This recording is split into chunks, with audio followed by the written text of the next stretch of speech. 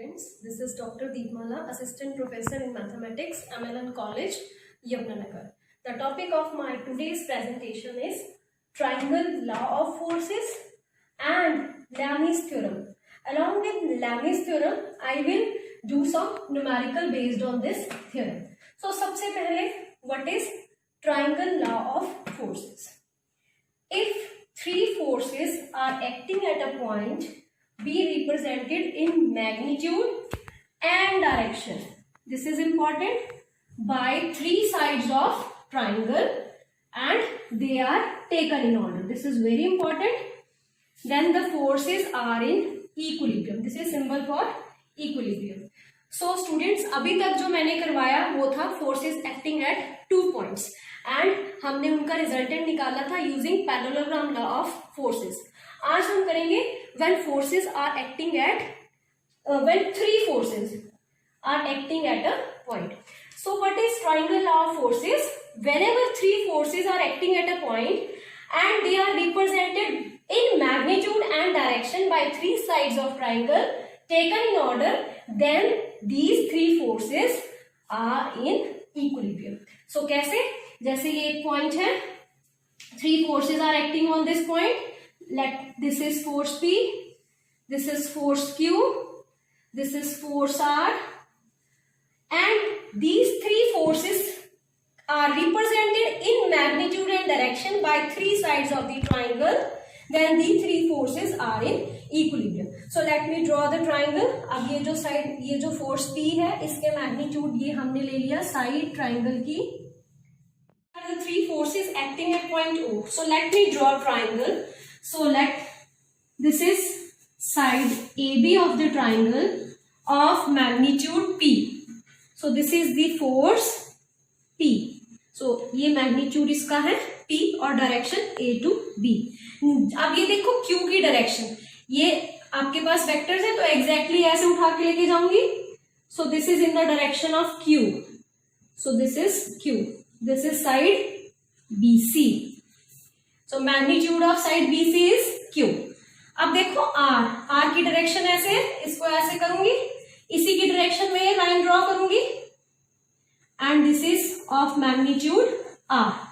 सो आपके पास ये triangle draw हो गया.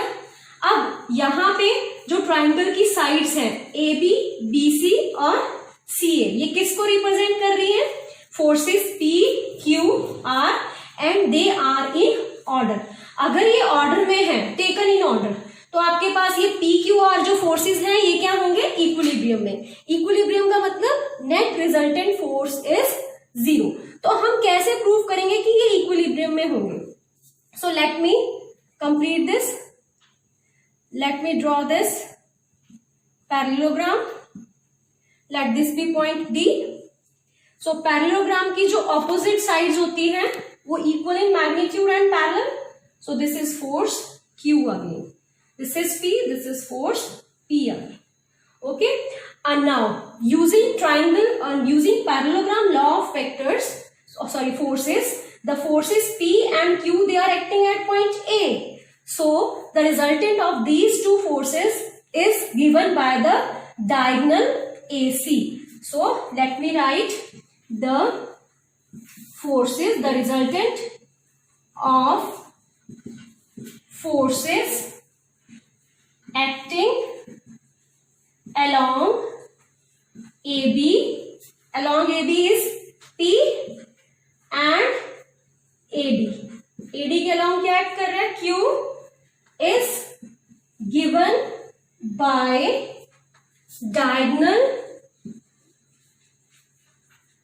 AC. Clear? और ये कहां से आया? Using parallelogram law of forces. और अब हमने निकालना क्या है? हमने शो करना है कि इन तीनों फोर्सेस का जो रिजल्टेंट है वो 0 होगा. So now resultant of forces P, Q, R will be equal to resultant of forces represented by P को क्या रिप्रेजेंट कर रही है? AB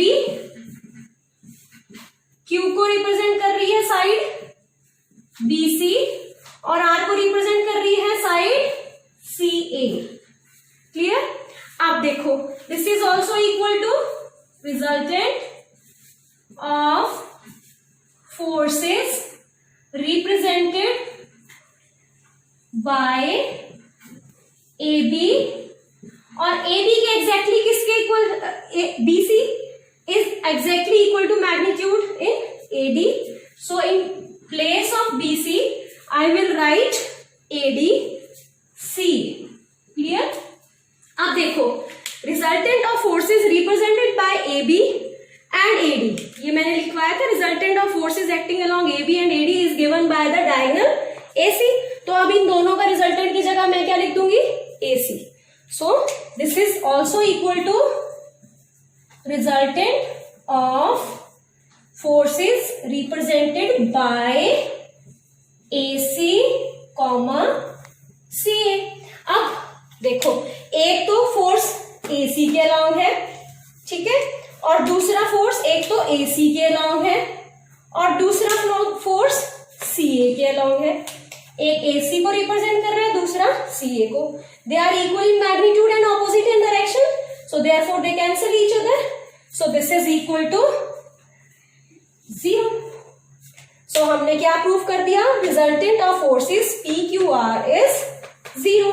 If resultant of forces PQR is 0, so what does this show? This shows the forces acting along the sides of the triangle taken in order are in equilibrium. So this is triangle law of forces. So triangle law of forces, if three forces are acting at point and they are represented in magnitude and direction by three sides of triangle taken in order, then these three forces are in equilibrium. So this clear is with triangle law of forces. In the next I will take converse of triangle law of forces. Converse of triangle law of forces. Now triangle law of forces का converse क्या है, if three forces are acting at a point B in equilibrium. जब हमने triangle law of forces किया था उसमें क्या था, if three forces are represented in magnitude and direction by three sides of the triangle taken in order, then they are in equilibrium. अब इसमें converse है, if the three forces are acting in point are in equilibrium, then they can be represented by the sides of the triangle taken in order. और वो sides क्या होंगी, which is drawn so as to have its sides parallel to the direction of the forces. और जो sides होंगी वो किसकी direction में होंगी, they are parallel to the direction of forces. This is converse of triangle law of forces. So ये converse of triangle law of forces को हम use करने वाले हैं Lami's theorem में. So next topic is Lami's theorem. First is the statement. So what is Lami's theorem? Lami's theorem is applicable on three forces, three coplanar forces. What is coplanar forces? The forces which are acting in the same plane. So if three coplanar forces acting at a point are in equilibrium, then each is proportional to sine of the angle between the other two. So let me give the proof of Lami's theorem. So draw three forces which are acting at a point. So let me draw three forces. This is force P, this is force Q, this is force R, this is point O. Let this is OL, this is represented by OM, and this is of magnitude ON. So they are the three forces which are acting at point O. So let me represent this with the sides of the triangle. अब इसके parallel एक side draw करूंगी triangle की. So this is BC. ठीक है. So ये किसके parallel है, फोर्स P के पैरेलल है. अब Q के पैरेलल ये साइड हो गई. This is parallel to force Q. Let this is A. अब R के पैरेलल ये साइड हो गई. This is side. This is parallel to R. So the sides are drawn parallel to these forces. Now apply converse of triangle law of forces. By converse of triangle law of forces, क्या है? converse of triangle law of forces से क्या होगा? The sides are proportional to the forces in magnitude. So by triangle law of forces, the sides of the triangle are proportional to the magnitude of the forces. By converse of triangle law of forces. क्यों? क्योंकि आपके पास तीन forces एक point पे act कर रहे हैं और वो इक्विलिब्रियम में गिवन है. और हमने क्या किया? एक ट्राइंगल ड्रॉ किया जिसकी साइड्स एग्जैक्टली पैरेलल है इन फोर्सेस के. तो by converse of triangle law of forces the sides are represented in magnitude by the forces P, Q, R. So this is P upon BC, Q upon AC and R upon AB. So अगर मैं इसको equal to K कर लूं, so P is proportional to BC, Q is proportional to AC and R is proportional to AB. So clear है? Let me mark this as 1. Students, let us take this as angle alpha, this as angle beta and this as angle gamma. So अगर मैं यहाँ पे represent करूं इनको, तो आपके पास देखो ये लाइन P को रिप्रेजेंट कर रही थी, ये P फोर्स है और यहाँ पे ये क्या है? Q force. इन दोनों के बीच में एंगल कितना है? Gamma. So this is angle gamma. ये लीनियर पेयर है तो ये कितना हो जाएगा? पाई माइनस गामा. सिमिलरली आप देखो Q और R के Q, दिस इज फोर्स. अगर हम इसको आगे एक्सटेंड करते हैं, दिस इज फोर्स Q और this is force R. Q और R के बीच में एंगल कितना है? टेल्स से लेना है अपने. This is angle alpha. So अगर ये अल्फा है तो ये कितना हो गया? This is 180. पेयर पे linear pair, so it is pi minus alpha. Similarly आप अगर देखो इसको नीचे तरफ एक्सटेंड कर दो, दिस इज R, ये R और ये P, इन दोनों के बीच में एंगल कितना हो गया? R और P के बीच में बीटा. आपने टेल्स के साथ लेना है, हेड के साथ नहीं लेना. ये इसकी टेल है, ये इसकी टेल है. ये एंगल कितना हो गया? पाई minus beta. Clear? Now let me apply sine formula in triangle ABC. So apply sine formula in triangle ABC. So what is sine formula? Side divide by the sine of the opposite angle. This is BC, इसके opposite angle A. So this is sine A. Next, उसके बाद क्या है? AC opposite sine B. अभी हम लिखेंगे AB की value भी डालेंगे. उसके बाद साइड कौन सी रह गई? AB. This is BC, this is CA, sorry. This is CA. This is AB. So यहाँ पे साइन C. अब देखो साइन A एंगल कितना है? Pi minus alpha. B कितना है? Pi minus beta. और C कितना है? Pi minus gamma. So it is BC sine of A pi minus alpha. CA sine pi minus B is beta and AB C angle pi minus gamma. और sine of 180 minus alpha is again sine alpha, so it is BC sine alpha, CA sine beta, AB sine gamma. This has number 2, this has number 1. So dividing these two, so आपके पास क्या आ जाएगा?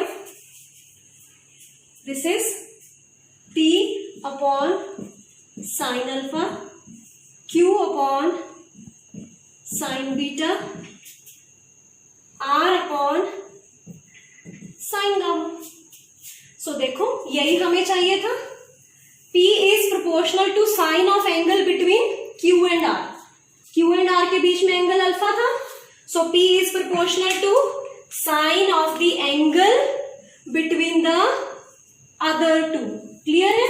यही proof कर दिया। Each force is proportional to sine of the angle between the other two. So it is sin upon P upon sin alpha. What is alpha? Alpha is angle between Q and R. Next, Q is proportional to sine of angle between P and R. So what is angle between P and R? It is beta. So clear है? Q is proportional to angle sine of the angle between the other two. That is beta. Next, R is proportional to sine of angle between the other two. Other two कौन से हैं? P और Q. P और Q के बीच का angle कितना है? Gamma. So it is sin of gamma. So this proves Lami's theorem. फिर से रिपीट करती हूँ, अगर कोई भी तीन फोर्सेस कोप्लानर जो coplanar forces act in the at a point then are in equilibrium. Students ये इंपॉर्टेंट है कि they are in equilibrium only then each is proportional to sine of angle between the other two. Means P upon sine of angle between Q and R, Q upon sine of angle between P and R, and R upon angle between P and Q. So this completes Lami's theorem proof.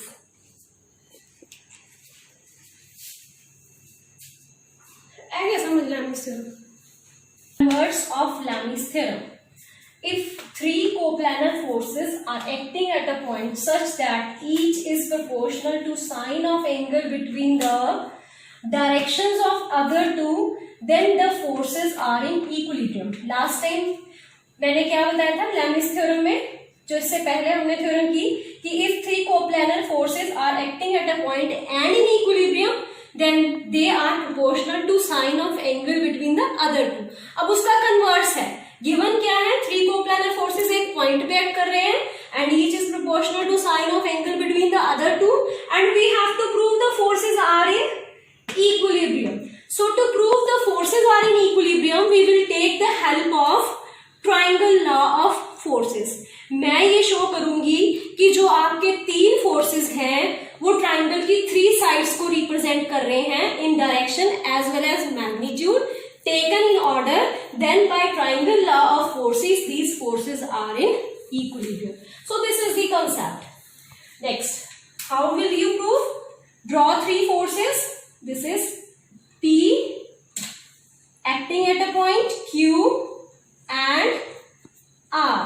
Let they are acting at point O and P is represented by OL, Q is represented by OL and this is represented by ON. I will draw a triangle whose sides are parallel to these forces. So I will draw a triangle. Let this is BC. This is parallel to force P, and next this side is parallel to force Q, and this side is parallel to force R. So this is ABC.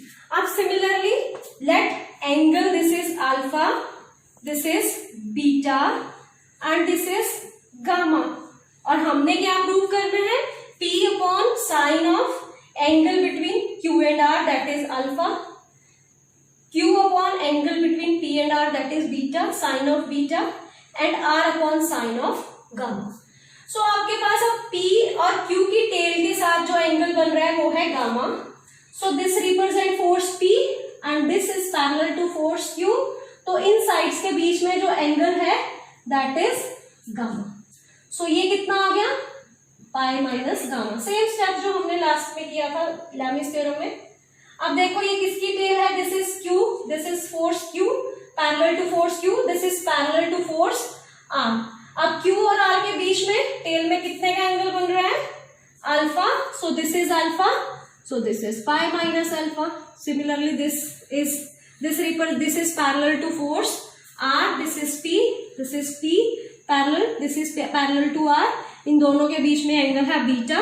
So this is pi minus beta. So हमने क्या किया? सबसे पहले these three forces are acting at point O. हमने एक triangle draw किया जिसकी side exactly force P Q R के पैरेलल थी। सो अप्लाई, और हमें गिवन क्या है, गिवन है each side is proportional to sine of angle between the other two. So given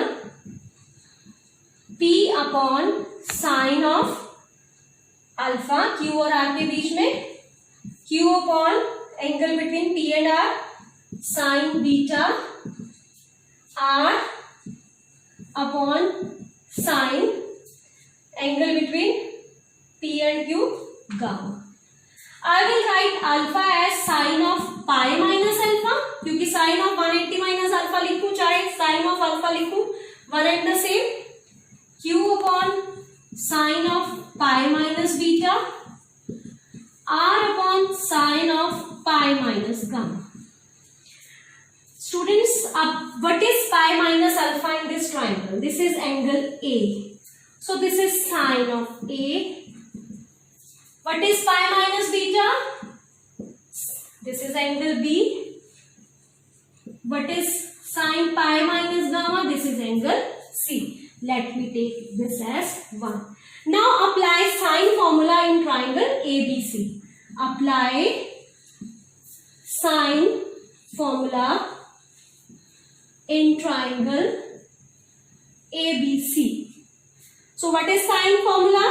BC upon sin A, CA upon sin, opposite angle देखना है आपने, sin B, और AB upon sin C. This is 2.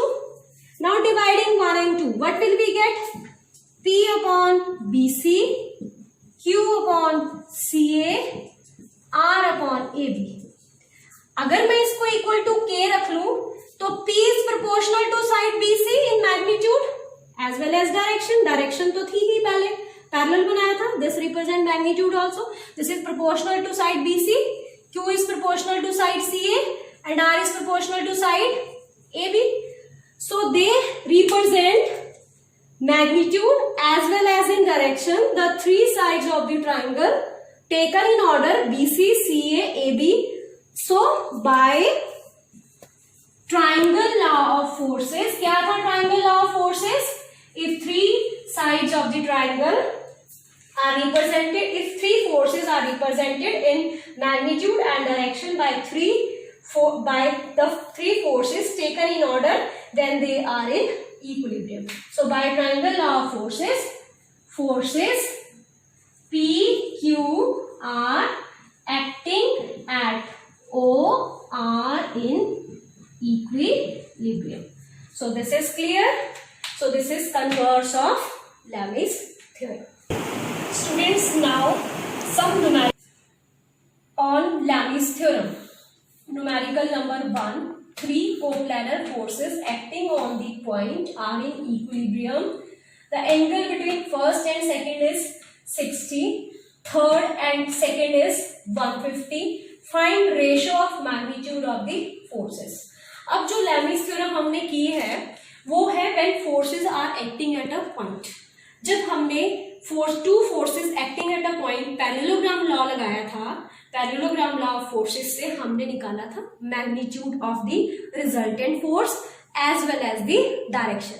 So आपने ये चीज ध्यान रखनी है, जो Lami's theorem में यहाँ पे करवा रही हूँ वो इसका रिजल्टेंट नहीं देगी कभी, जो तीन फोर्सेस एक पॉइंट पे एक्ट कर रहे हैं. They will only find ratio of magnitude of forces. हम सिर्फ फोर्सेस की रेशो निकाल सकते हैं कि क्या मैग्नीट्यूड का रेशो क्या होगा. We will not find resultant of the three forces acting at a point. So let me start this numerical. Three forces, angle between first and second is 60. So this is first force. Like this is force P, this is second force Q. Angle between P and Q is 60. Angle between second and third is 150. So this is 150. This is 150. Angle between first, second and third. This is second, this is third. तो ये कितना होगा? Total angle 360 होता है. So this is 210. 360 minus 210. So this is again 150. Clear है? आपको ये तीनों एंगल पता चल गए. Forces are acting at a point O. So we will apply Lami's theorem because forces are in equilibrium. So by Lami's theorem, each is proportional to sine of angle between the other two. P upon sine of angle between Q and R कितना है 150. Q upon sine of angle between P and R 150. R upon sine of angle between P and Q कितना है 60. So P sine 180 minus 30. Q sine 180 minus 30 is 150. And what is sine 60? Root 3 by 2. So what is sine of 180 minus theta? Again sine theta. Sine 30. Sine 30. And R upon root 3 by 2. Sine 30 is half. Half. R upon root 3 by 2. So क्या ratio आ गई? P ratio Q ratio R is 1 ratio root 3. So आपने ratio of magnitude of forces ही बताना. Example second or numerical second, three forces P Q R acting at point O are in equilibrium. फिर से तीन forces एक point O पे लग रहे हैं, they are in equilibrium. So we can apply Lami's theorem in this, and the angle between P and Q is double the angle between P and R. So let me take angle between P and R is alpha, और P और Q का angle जो है वो इससे double है. So this is 2 alpha. So let angle between P and R is alpha. So angle between P and Q is 2 alpha. Total 360 का. So this is 360 minus 3 alpha. So since the three forces are in equilibrium, they are acting at point O. So we can apply Lami's theorem. So by Lami's